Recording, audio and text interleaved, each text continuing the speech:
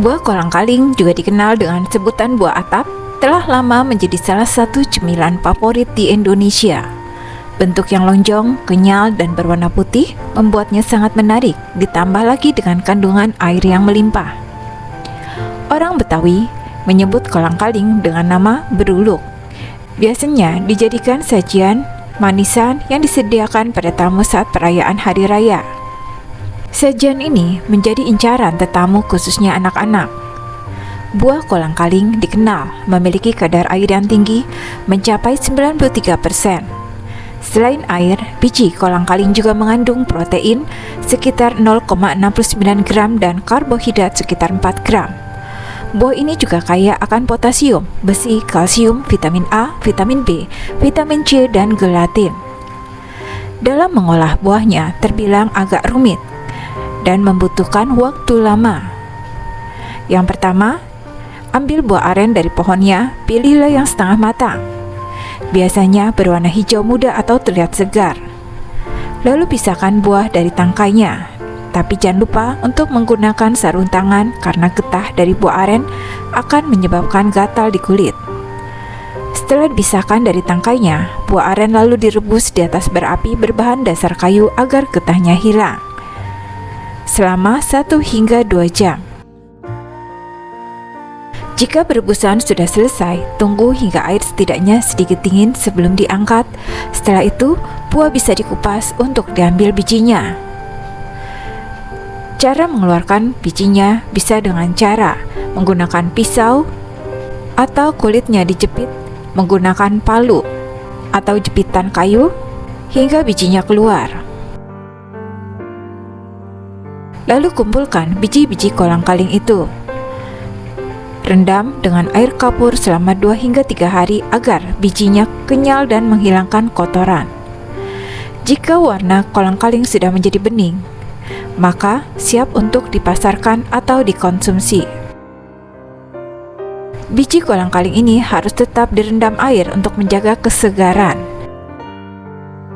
Buah kolang-kaling selain bisa dijadikan cemilan lezat, juga memberikan sejumlah manfaat kesehatan yang beragam, seperti dapat memperkuat tulang. Buah kolang-kaling memiliki kandungan kalsium yang bermanfaat untuk memperkuat tulang dan mencegah osteoporosis. Dalam setiap 100 gram buah kolang-kaling terdapat 91 mg kalsium, menjadikannya alternatif baik untuk memenuhi kebutuhan kalsium tubuh selain dari susu. Yang kedua, bisa dijadikan makanan diet. Kolang-kaling memiliki kandungan protein, karbohidrat, dan serat yang cukup tinggi. Selain juga kandungan air yang memberikan rasa kenyang lebih lama. Ini dapat membantu dalam program diet dan mengontrol nafsu makan berlebihan. Yang ketiga, obat radang sendi. Kandungan zat galaktomanan dalam buah kolang-kaling memiliki potensi dalam meredakan radang sendi. Dengan mengkonsumsi 100 gram kolang-kaling setiap hari akan membantu dalam proses pengobatan radang sendi. Yang keempat, kaya serat. Kandungan serat dalam buah kolang-kaling baik untuk pencernaan dan membantu mencegah sembelit dan diare. Konsumsi 5 hingga 10 butir kolang-kaling setiap hari dapat membantu menjaga pencernaan yang sehat. Yang kelima, sumber kalsium. Kandungan kalsium dalam buah kolang-kaling membantu menjaga kesehatan tulang, gigi, dan persendian. Ini menjadi alternatif yang baik untuk mereka yang alergi terhadap susu sapi. Yang keenam, melancarkan pencernaan. Kandungan serat kasar dalam kolang-kaling membantu melancarkan pencernaan dan menghindari obesitas. Yang ketujuh, obat gatal-gatal. Getah dari buah kolang-kaling memiliki potensi sebagai obat untuk masalah gatal-gatal pada kulit. Yang kedelapan, mengatasi masalah perut. Buah kolang-kaling membantu mengatasi rasa panas di perut dan mempertahankan keseimbangan mineral tubuh. Karena banyaknya kandungan kesehatan dan rasanya yang lezat, peminat kolang-kaling bukan hanya masyarakat dalam negeri saja, tapi juga dari mancanegara. Beberapa pebisnis sudah melihat peluang bisnis ini. Puluhan ton kolang-kaling mereka kirim ke luar negeri dalam sebulan.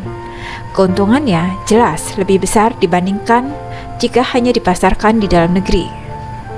Negara yang menjadi tujuan ekspor kolang-kaling pun bukan main banyaknya, seperti ke Thailand, Malaysia, Filipina, Singapura, Hong Kong, Arab Saudi hingga Belanda.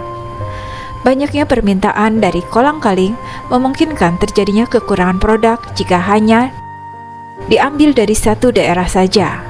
Oleh karena itu, banyak daerah di Indonesia yang kini berlomba-lomba menjual produk kolang-kalingnya agar bisa diekspor ke luar negeri.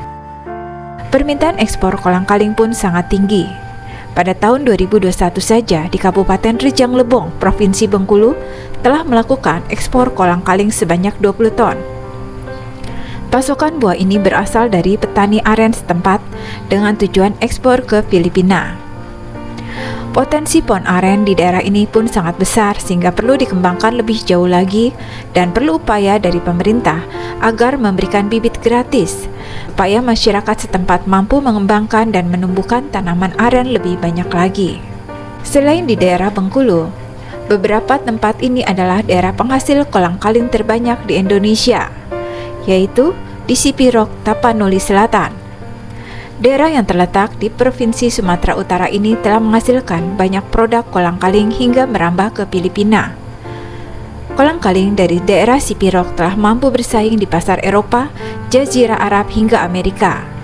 Tak hanya disajikan sebagai sajian makanan, kolang-kaling ini juga digunakan sebagai bahan obat-obatan dan juga kosmetik. Menurut salah satu eksportir di Sipirok, jumlah kolang-kaling yang diekspor mencapai 36 ton dalam setiap bulannya. Yang kedua, Cipongkor, Bandung Barat. Di Jawa Barat terdapat produksi kolang-kaling yang mendunia, yaitu di daerah Cipongkor yang terletak di Kabupaten Bandung Barat. Cipongkor mengekspor 18 ton kolang-kaling ke Filipina setiap minggunya. Jumlah ini ternyata lebih banyak dibanding jumlah yang diekspor oleh daerah Sipirok. Strategi menjual produk kolang-kaling setengah jadi, daerah ini mendapatkan tambahan nilai jual. Kepala Badan Karantina Pertanian Aji Jamil menuturkan, di tahun 2019, produksi kolang-kaling Cipongkor berhasil bersaing di pasar Eropa dan juga Australia. Yang ketiga, Langkat. Daerah ini juga mengandalkan produk kolang-kaling untuk sumber penghasilannya. Kolang-kaling yang diproduksi para pengrajin di Kecamatan Selesai, Kabupaten Langkat ini telah merambah ekspor hingga beberapa negara seperti Malaysia, Singapura, Arab Saudi, dan negara lain. Biasanya produksi kolang-kaling ini akan melesat cepat saat bulan Ramadan tiba. Oleh karena itu, daerah ini paling sedikit harus memproduksi setidaknya 5 ton kolang-kaling per hari untuk memenuhi permintaan pasar.